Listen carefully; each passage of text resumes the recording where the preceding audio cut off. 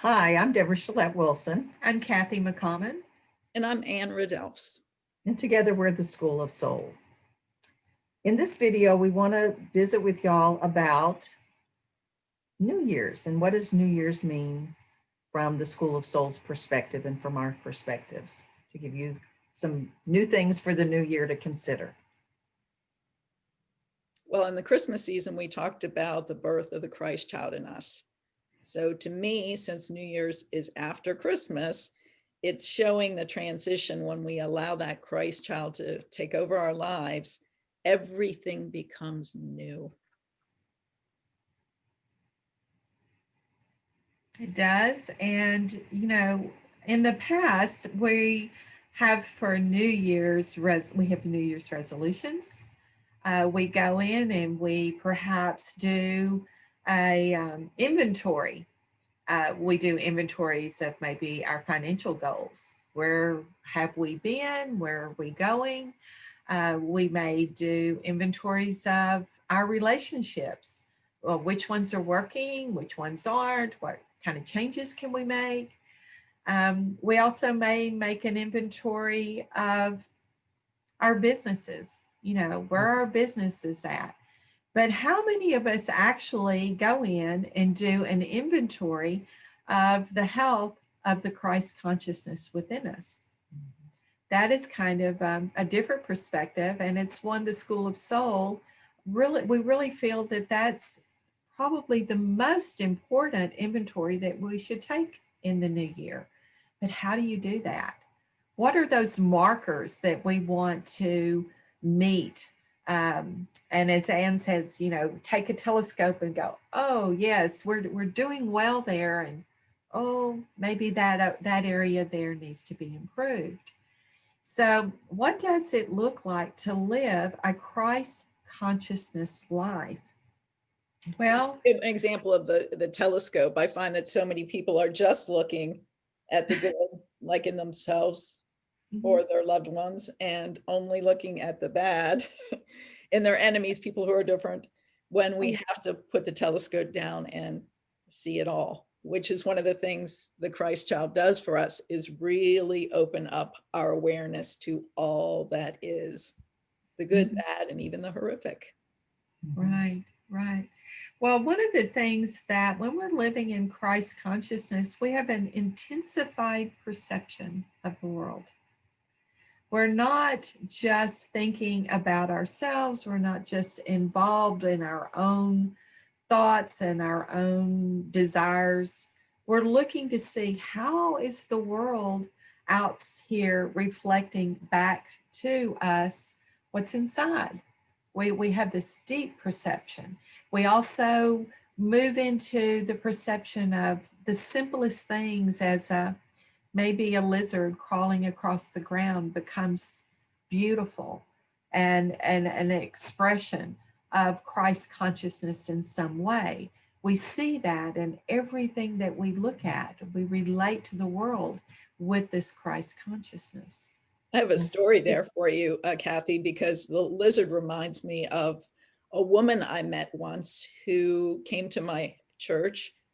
She had the ability to, she had creative miracles in her life. She had many, many, many accidents, injuries, and her fellow Christians would get together, lay hands on, and she would grow back whatever the problem was. Like, for example, she had a splintered thigh into many, many pieces, laid hands on it, it was instantly restored.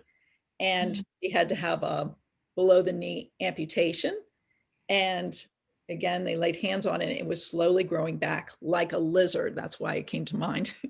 Her leg was growing back like a lizard. And when I met her, the leg had grown back to about 2 inches above the ankle. And she had had a CAT scan, MRI, something like that, to show that the bones were already there in a primitive state, but it was just a matter of time before that leg was going to grow back. And I was telling that to a friend of mine who said, wow, maybe she's showing us the potential of us all if we only believe that we're our potential. Right now, we just know it about lizards. So that lizard is showing us our potential when this Christ child within us truly takes over. Yeah, because the lizard, if you pull the tail off of a lizard, it grows back. Exactly. And we have that potential as well when that Christ child in us is truly our lives. Yeah, and when it comes to trauma, the Christ child within us can help us heal those traumas Regrow. and regrow those developmental stages that got stifled. And so we integrate all of our experiences, the good, bad, and ugly, I call it warts and all, and that brings us to a new wholeness that guides us back to the Christ consciousness within us, that then we're able to connect to and manifest more in our lives, because the traumas have been transformed by the Christ consciousness into triumphs. Absolutely. Another thing that is a indication of Christ consciousness is being able to live in what is called the eternal now. So we're aware of the past, we're aware of the present, but we bring them all into the now.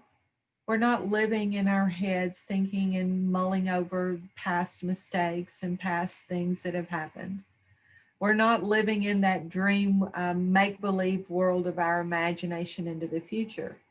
We're living in the now, the present, and we have the fluidity of bringing our past into the now, first growth and awareness and lessons that we perhaps hopefully learned. And we can bring in our future through visualization and hope and creating our future. And so that is another indication of Christ consciousness, is being able to live in the fluidity of the eternal now.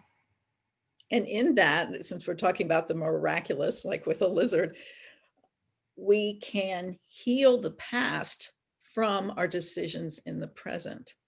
Yes. That is really exciting. I've talked to people who realize that they could heal the mistakes their parents made right now.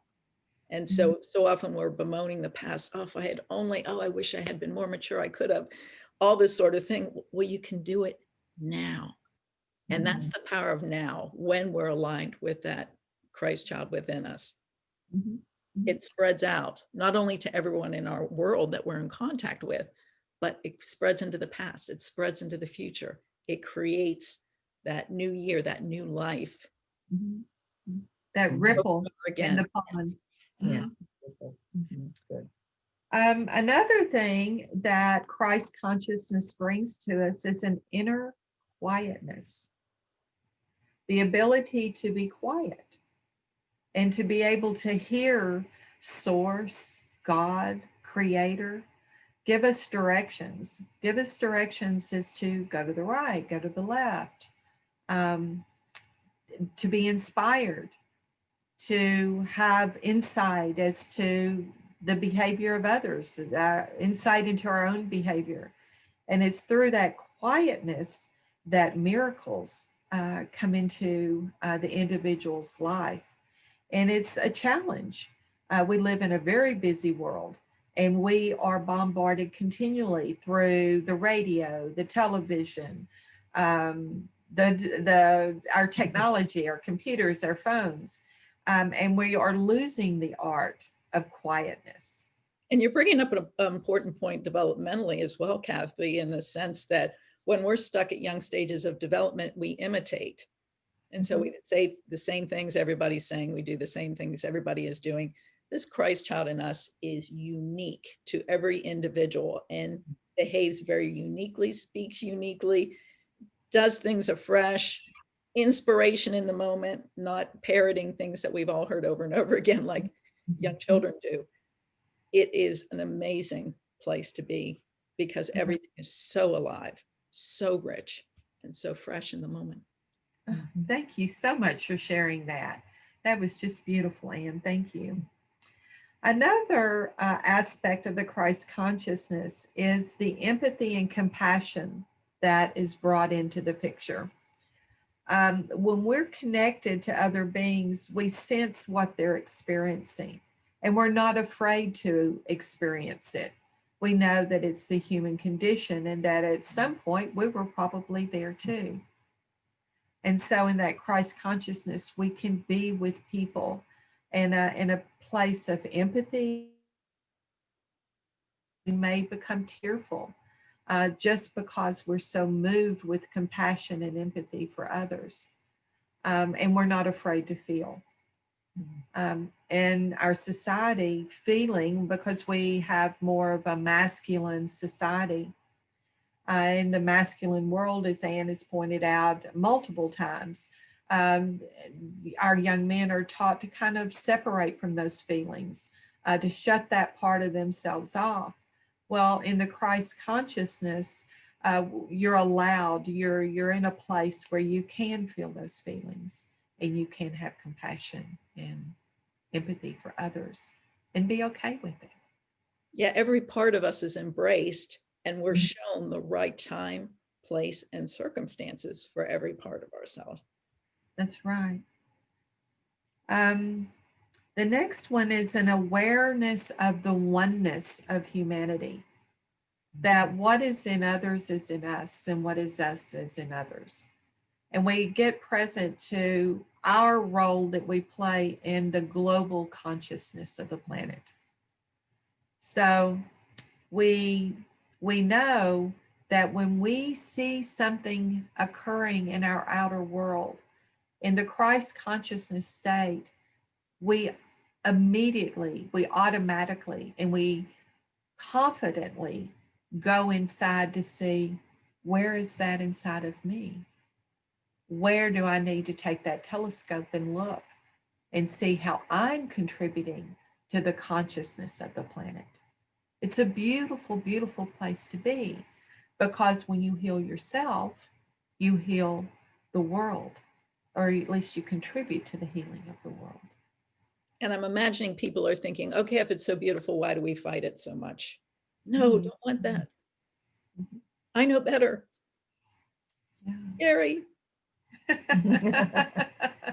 That's right. That's right. Well, I think part of it is we don't really understand the Christ consciousness as an everyday experience. Mm-hmm. You know, we're seeking that. And then I think it'll look a little different. And like you said, in every human being, we're all unique. And so we'll express that in different ways. But to even get to where we can connect to that part of ourselves is we have this journey of the dark night of the soul multiple times through our developmental processes, and to bring things into light, to heal things, to recognize the good, bad, and ugly of not only our own experiences, but of those who we've experienced their darkness and light, and to bring all of that into our own awareness, so that we're not so hidden from ourselves. We think a lot of times we hide from other people, but I think we're really just more hiding from ourselves than anything else, because people see our behavior and we don't always connect to that. And that's important for us to begin to do, so that again, we can not be distracted by what's hurt us in the past, so that's healed. And then we can be more present in the presence of our own selves, and then be that way for others as well. And that awareness that we're all a cell of a larger body. And in that, there's a certain familiarity with everyone we meet. I know you. Yeah. Itself, just like me, the greater self, the greater body. Yeah. And it just provides such a space of compassion and empathy. It's just amazing. And of course, this leads right into authenticity. When we're living in that Christ consciousness, we become more authentic. We're not afraid to be who we are. We're not afraid to reveal who we are. And we're not afraid of those of ourselves that maybe in the lower, not maybe, but in the lower developmental stages, we just could not look at. It was too painful, or we were too afraid to look at it. But in the Christ consciousness stage, we're authentic with ourselves. Yeah. And to me that, I was just thinking that being authentic is very helpful in just doing everyday things, to where if I make a mistake, I can say, oh, I made a mistake, or I lost that piece of paper, or I can't find what what you told me. And just to be authentic and honest about what's going on in your life and your own humanity. Instead of becoming angry and frustrated and all of, causing kind of a tornado inside of ourselves, we can just be authentic with ourselves and say, yeah, you just messed up. But in the eternal now moment, I can make another choice. And to me, it leads to being more efficient and effective in everyday life, because I don't have all this drama I got to deal with. That's an energy drain and a distraction from just, okay, that was what it is. Solve it, go move on. Yeah, I did that. It's a way of holding oneself accountable, this is what happened. And yes, this is what I did. We can't judge our messing up either. It may appear that way in the moment, but later on we realize if we hadn't done that, this wouldn't have happened and this wouldn't have happened. And there's this greater hand using every one of us to make this incredible development happen for all of us. Well, it's having the confidence that there is a divine, magical presence in our lives. And when we're moving in unison with that presence, anything that occurs in our life, when we're in the Christ consciousness state, we know that it's placed there for our highest and best good. Might not always be comfortable, and we've already talked about that being comfortable is not always the best place and for our highest and best good. But it does allow us that growth. When we're all think about the preschooler, the inner preschooler that we have that's magical in his or her thinking. In the Christ child, when that Christ child is fully functioning in us, there is magic. There is miracle after miracle after miracle. So that's why each part of us and each part of our world has something to share, either about the lower stages of development or the higher stage, the Christ consciousness stage. And so my practice is to look at my life experience through those two lenses. What does it have to show me about my lower self? And what does it have to show me about my higher self? Because both is there. Yes, yes. One of the benefits of living an authentic life is that because of the law of attraction, which is a universal law, you attract to yourself whatever vibration you are vibrating at.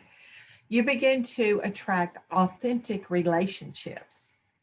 Your life, your relationship with yourself becomes more authentic, and then people who are living authentic lives began to show up in your life because you're vibrating with them.